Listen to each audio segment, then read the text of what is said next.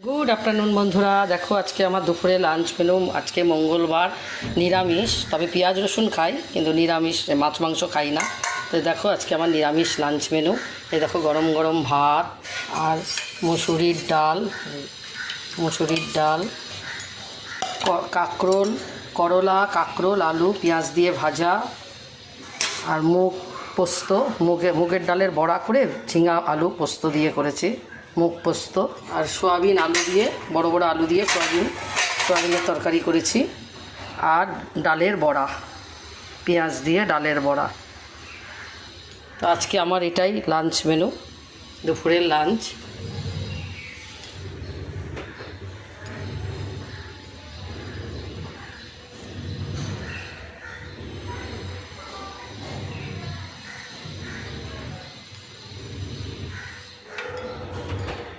তো চলো বন্ধুরা।